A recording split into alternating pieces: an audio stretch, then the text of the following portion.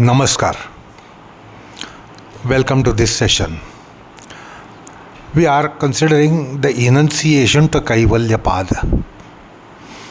Kaivalya is moksha, nirvana, freedom, liberation, salvation, and that is one of the Purusharthas. Moksha, nirvana, Kaivalya is one of the four Purusharthas, and that is the final Purushartha. And therefore, as I commenced by saying that we need to understand the Chaturveda Purusharthas to really look into Moksha Purushartha. And that is what we have commenced. Now we are in the third session to consider the Chaturveda Purusharthas as an enunciation to Kaivalya Pada, which is very important in formal pursuit of Yoga Sutras, which usually doesn't happen today. It is very much necessary today in the light of our times that we should know Chaturveda Purusharthas before embarking upon the fourth Purushartha. Anyway, we had a brief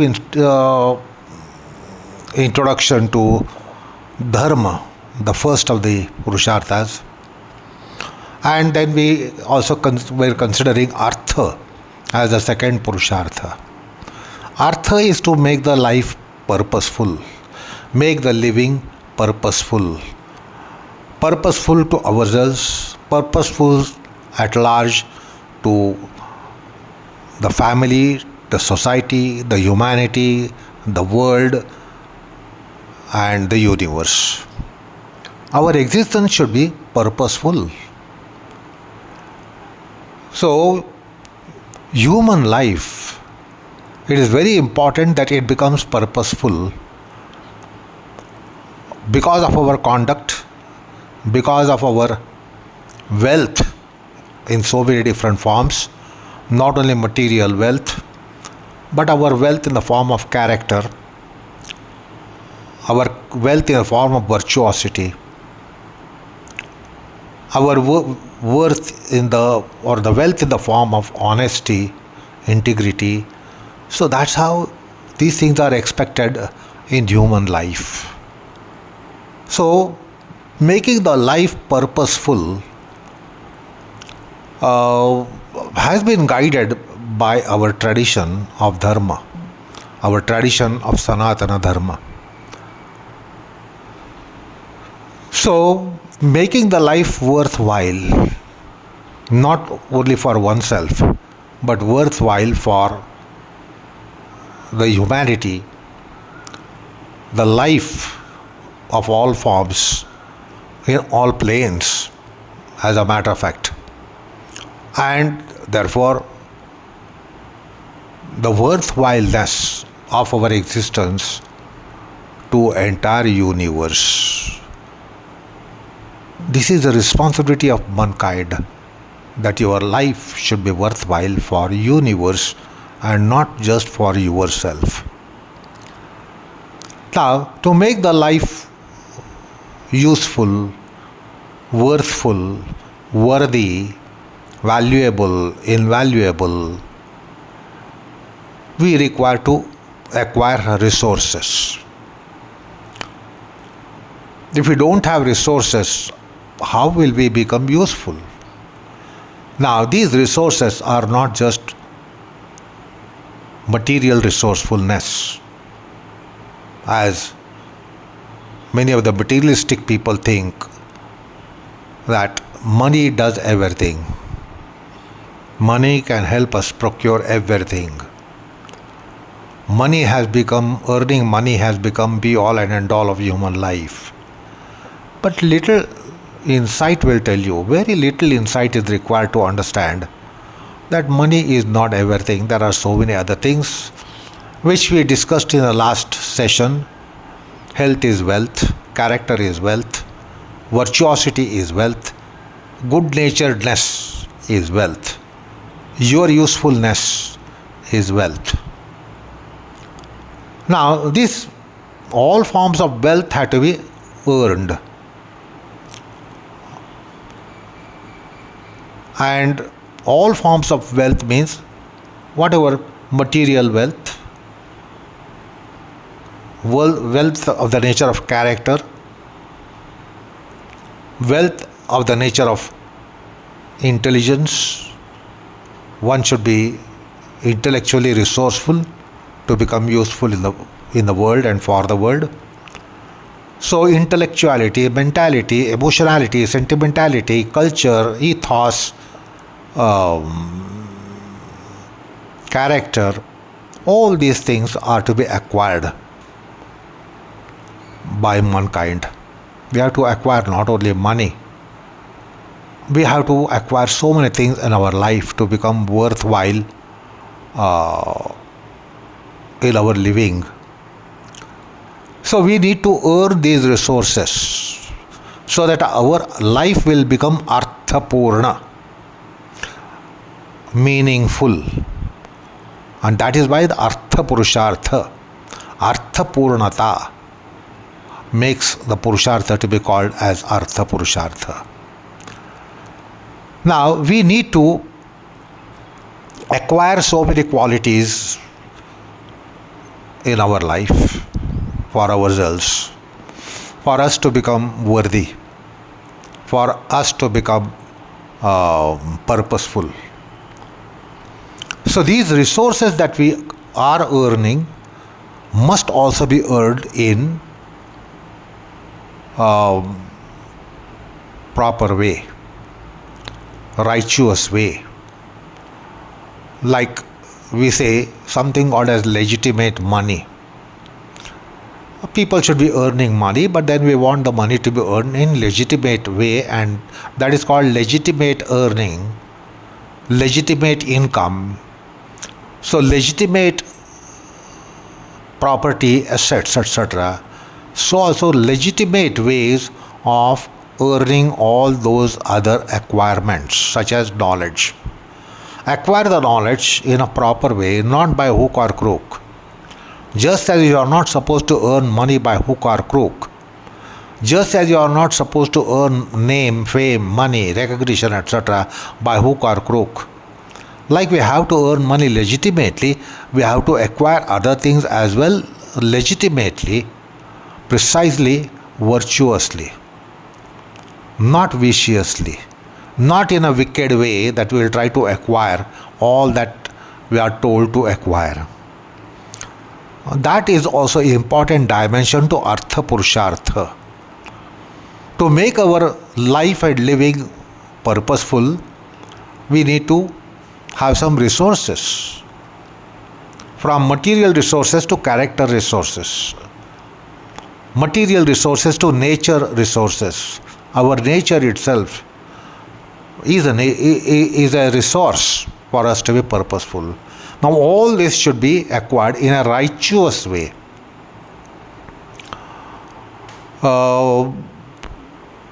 Knowledge, health, wealth, character, nature, all this should be earned in a proper way. So what are these proper ways is also mentioned by our Arthashastra. Our wisdom, knowledge, nature, character, everything has to be earned, everything has to be acquired. But that should not be acquired in illicit way, illegitimate way, by hook or crook, by vicious and wicked ways. It should be earned in virtuous, righteous ways. So we must righteously earn money, righteously earn. If name, fame, money, recognition, etc. is to be earned, it should be righteously earned. The character should be righteously earned. The nature should be righteously earned. We have to be good-natured. But how do we become good-natured? We have to acquire good nature. Now this should be acquired in a righteous way. This is also important consideration of Arthashastra. So we become meaningful, and all that we do to become meaningful is also meaningful. Meaningful ways of becoming meaningful. righteous ways of becoming meaningful. So that is also an aspect of Artha Purushartha. So at this point we are completing very introductory aspect of second Purushartha called Artha Purushartha. Arthavatvam, purposiveness, usefulness. See, finally let me tell you that you want to be useful for others, you want to be useful for downtrodden, underprivileged, needy people. So you are going to be generous. You want to be generous, you should be generous. Now, it is not proper to rob people and then do charity. Rob people and then become generous. To be generous is a quality, is definitely meritorious quality, highly meritorious quality, but that doesn't mean that you can acquire the wealth or money in any way by hook or crook that you can rob others and then be generous. And therefore the Arthashastra comes and tells us the righteous ways of becoming useful, purposeful, and that is the subject matter of Artha Purushartha. So that is the second Purushartha, the introductory kind of input for one to understand what is the second Purushartha, which is Artha. Now the third Purushartha comes up called Kama. Kama Purushartha. Any biological life has desires. Any biological life has needs. There are certain things as needs, as essentials, etc. And there is a desire to fulfill. There is a desire to fulfill in one's existence. So desire is very much part of psyche, consciousness. So that is called Kama, Ichha, Kamana, Kamecha. Any life will have Kamecha. You cannot come across a life which doesn't have any Kamecha. The desire, passion, need, urge, etc. And it can go up to lust. If it is let loose, if the desires are let loose, then it will end up in being lust. So desire is something that is expected to be moderate. If it becomes immoderate, then it can be no longer called desire, although it is desire. Then it is called lust and greed. Anyway, the Kama is the important aspect.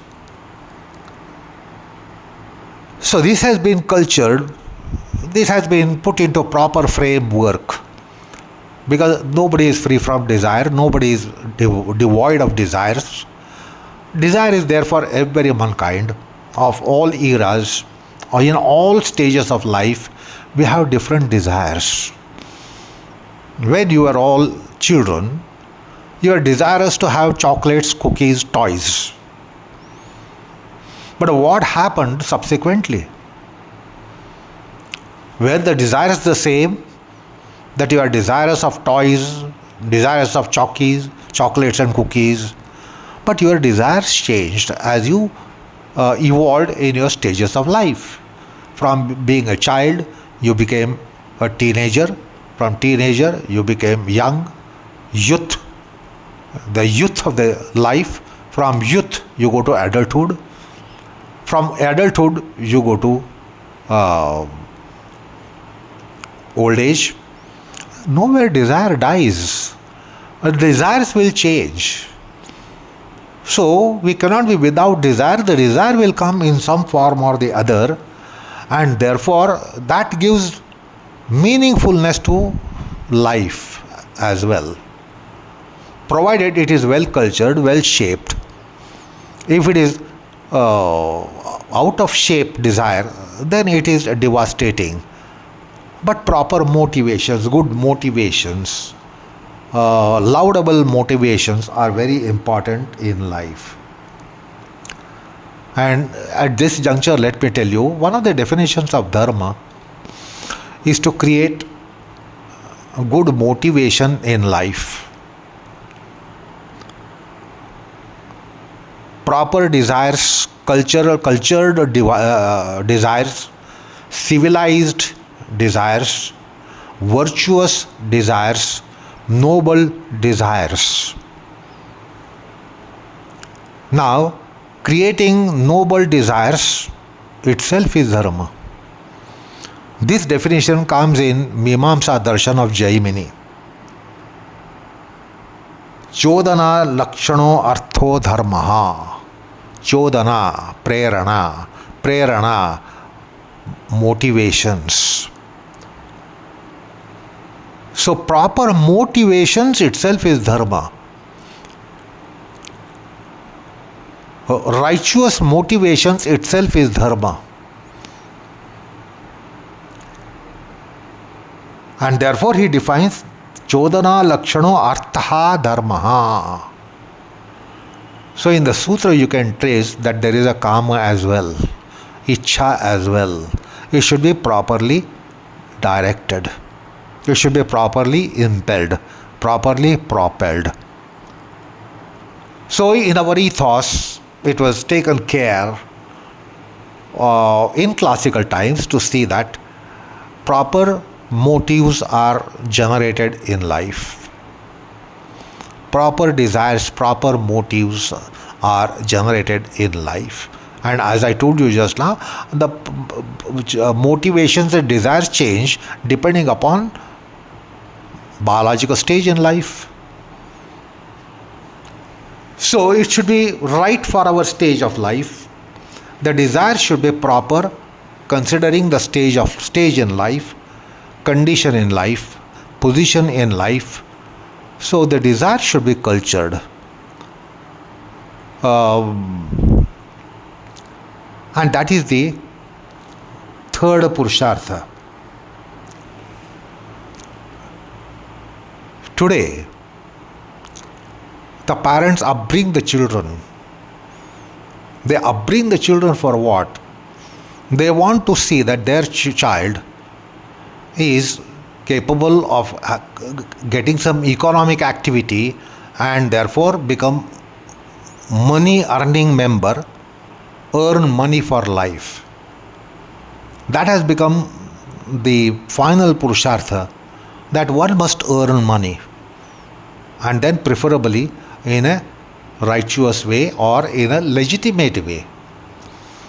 So that's why we give all education to our children for them to become earning members. We really don't educate them for values. We educate them to become materially worthwhile. That's what the education is today. It is called Vyavasaya Abhimukha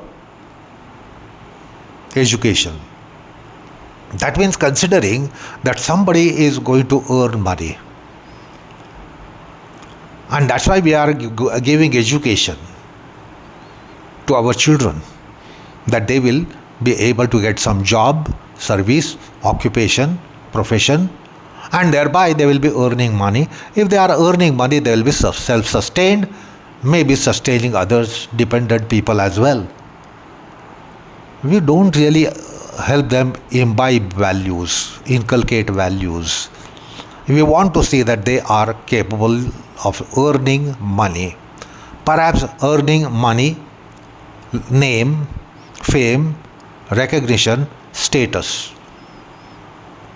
in society.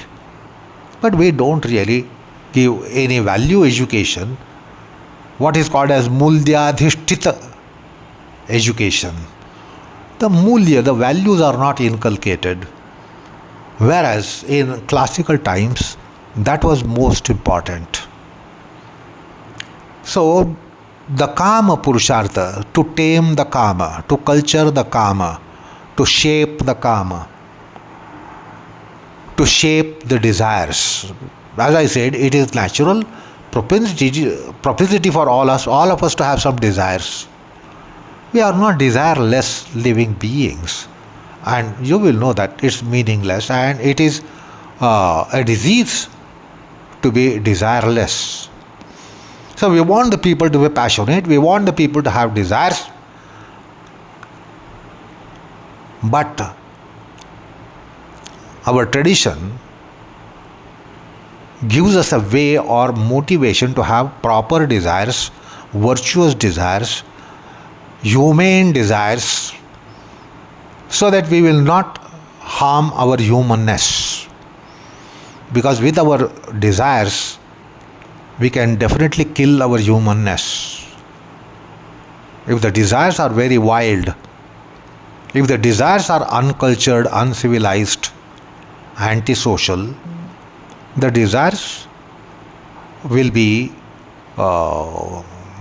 killing the humanness in us. So we will kill the humanness and we will nurture our desires. Now that should not happen. That's why Chodana Lakshano Artha. Let's give proper motivations to the upcoming children, the children growing. Let's try to give them proper motivations. So with proper motivations, they will be more civilized in their desires. It is very important to be civilized in desires, well cultured in desires, well mannered in desires, well charactered in desires. So nowhere our dharma, Sanatana Dharma says banish the Kama. You can nurture the Kama, but see that it is done properly. As a matter of fact, the scriptures end up saying about ourselves, Kamamaya ayam purushaha. We are all Kamamaya. Kama profused, desire profused is the nature of life. The principle of life will be always having Kama Mayata, Kama Prachurya, that is profusion of Kama. And therefore it is important that we have Susamskrut Ichha, Susamskrut Kamana, Susamskrut Vasana. So our Ichha, Vasana, Kamana should be Susamskrita, cultured, and not Asamskrita. We should not have Asamskrita Ichha, Asamskrita Kamana, Asamskrita Vasana. So we will have to shape our life, our mind, psyche, consciousness, to see that it has cultured desires, cultured passions, cultured motivations. Nowhere we are killing the motivation. Our dharma did not believe, our Samskruti culture did not believe in weakening the desire and then ultimately killing the desire. So the Kama should be there, but why not keep it civilized, cultured, virtuous? Therefore, I recall an instruction in Bhagavad Gita which says, Lord Krishna himself declares that he himself is very much the Kama. He himself is very much the desire. He himself is very much the motive in all of us, provided it is dharma aviruddha. So we must have Kama which is dharma aviruddha, not going contrary to dharma, not going contrary to virtuosity, not going contrary to meritoriousness. So any desire which is on the lines of meritoriousness, virtuosity, dharma is praiseworthy. And therefore he says I am indeed the Kama, which is Dharma Aviruddha. So I recall that verse from Bhagavad Gita. Now, the Vedas too have declared, have accepted, have postulated, have mentioned. It's not that we just have a Kama. It's not that we just have a desire. It's not that we just have desires, passions. I recall Taittiriya Brahmanam, Samudram iva hi kamaha. We don't just have kamana. Samudram iva. It is almost an ocean. Our desire is almost an ocean. Samudram iva kamaha. This is what the Vedas have mentioned. It is, ocean means what? Limitless. Having unfathomable depth and immeasurable extent is what ocean is. Similarly, our kamana is. Let it be indeed like ocean, no problem about it. Let it be as deep as ocean, no problem about it. But let it be cultured, let it be civilized. In order to make it cultured and civilized, I recall another precept which comes in Upanishads. Very, very famous and popular Upanishad which comes at number 1 position. Amongst all Upanishads, this Upanishad has gained the first position. It is called Ishavasya Upanishad. And the Ishavasya Upanishad, Ishavasya, Isha, divinity, Vasya, who resides. This is the universe which is resided by the universal principle. This is the universe which is the residence of Almighty, residence of Bhagwan, residence of Parameshwara, residence of Brahman, residence of Ishvara. Ishavasyam. And therefore the verse commences, the Upanishad commences with a hymn. Ishavasyam idagam sarvam yat kincha jagatyam jagat thyena tyaktena bhunjitha ma gridha kasya svedhanam. It gives a beautiful philosophical precept that the whole universe is his residence. And therefore you must be culturally living in his creation. See, when you are a guest in somebody's house, you conduct yourself modestly, temperately, and in a civilized way. You are not a wild person if you realize that you are somebody's guest. You are in the house of a host. How do you conduct yourself? How do you have your restraints and observances? You are decent. You are moderate, temperate, considerate. So, we are all visitors to his residence. When we come into this world, it is not our world. It is Ishavasyam. It is his world. And we appear as guests in his residence, which is the whole universe, or the whole world is his residence. So he is our host, and we are supposed to be living in his creation as respectable guests, decent guests. Now understand, what is the desire culture of a decent man, a decent person, a person with decency?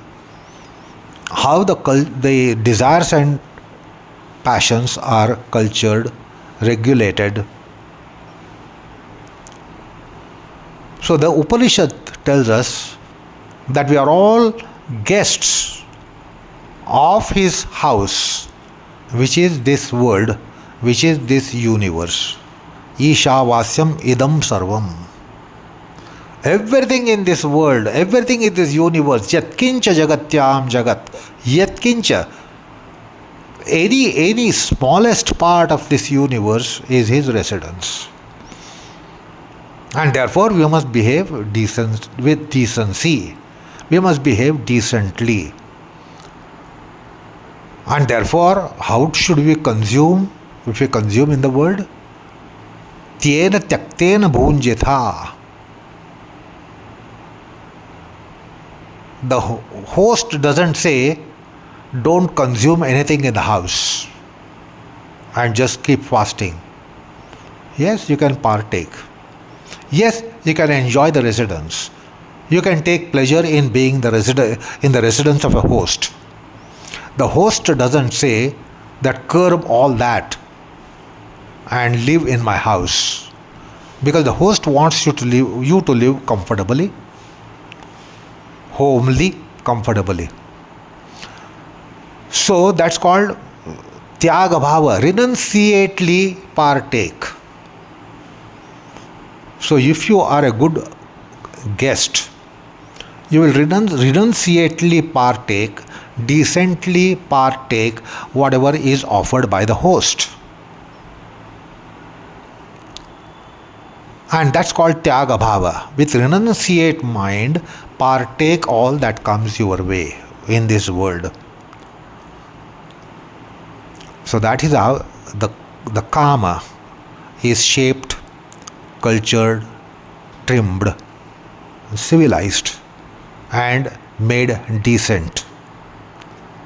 So nowhere our philosophy says live in complete poverty of desires. Shun all your desires.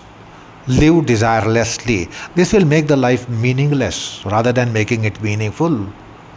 So the kama has to be there, is there, it's part of our existence.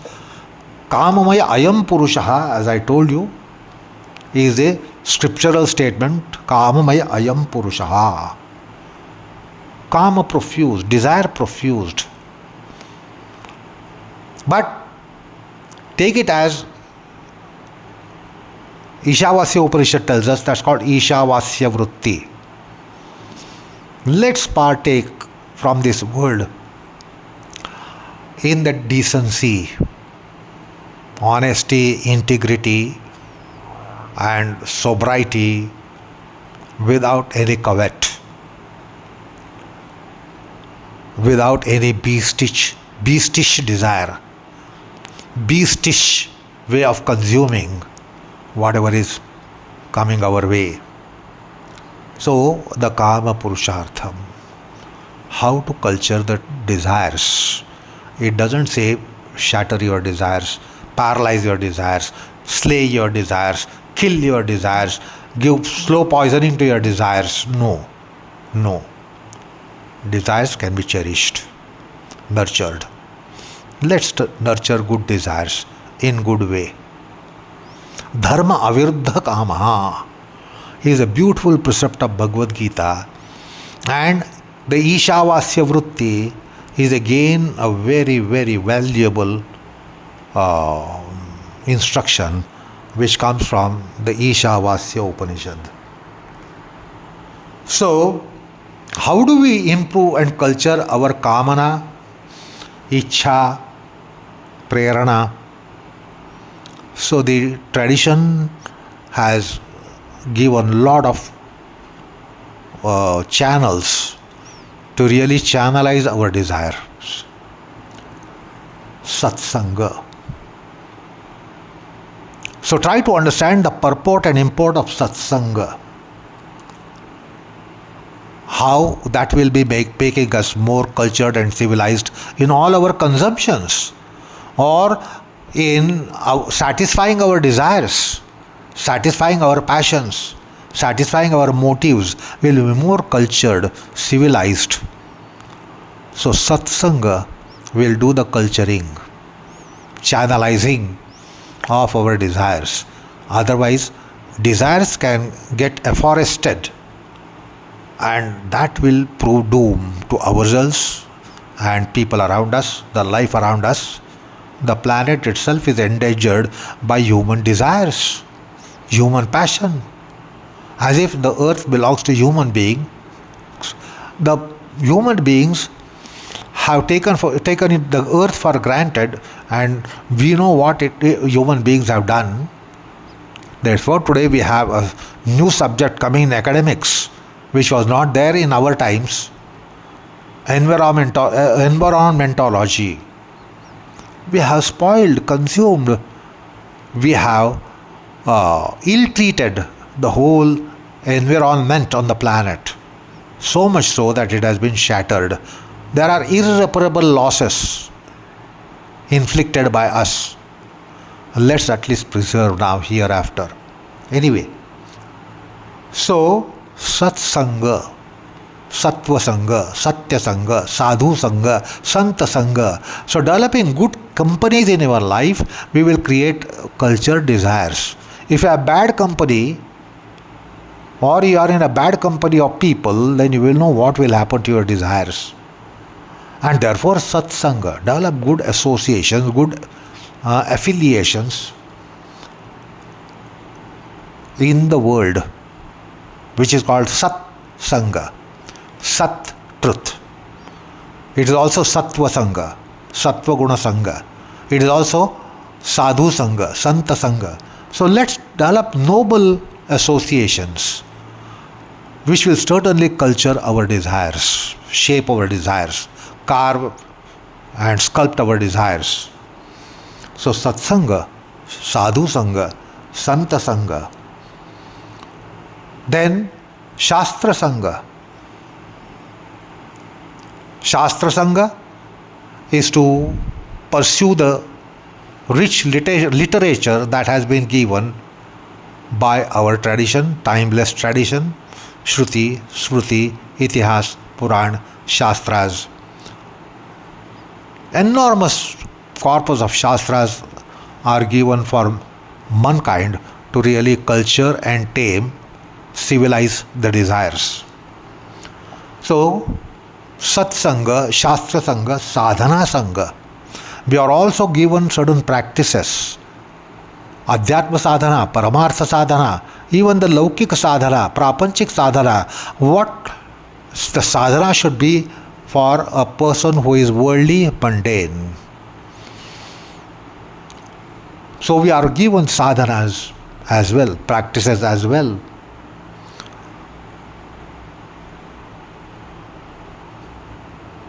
Then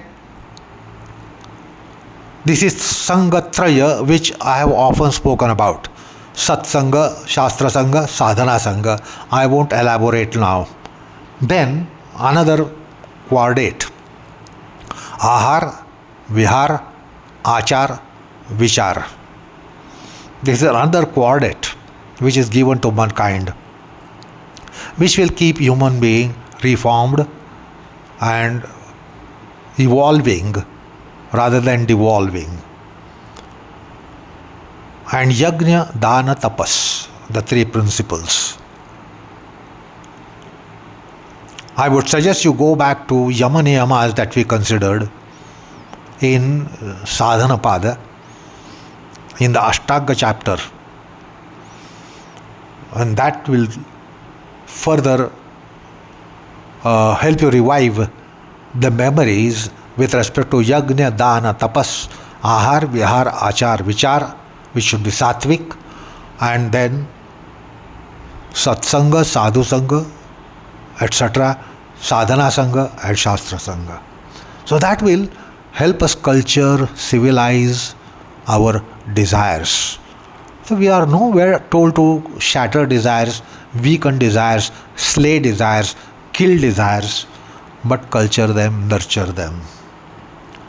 So we will get proper pravrutti, nivrutti. So our dharma also will be set right, our artha also will be set right, and the kama also will be set right. So that is something about the third purushartha, kama. Dharma Artha, Kama are the three Purusharthas that we have so far considered. Now what remains is the fourth Purushartha called Moksha, called Kaivalya, called Nirvana, called Paramapada, called Brahmapada, called liberation, called salvation, emancipation. So that we will consider in our next session. And if we complete that, then our enunciation to Kaivalya Pada will be completed. So hopefully I will complete it in the next session so that we can embark upon the Kaivalya Pada as such. But this enunciation to Kaivalya is important. That is Chaturvida Purusharthas. We need to have brief understanding of Dharma, Artha, Kama, Moksha. Moksha remains to be considered, which will leave it for our next session. Namaskar all of you.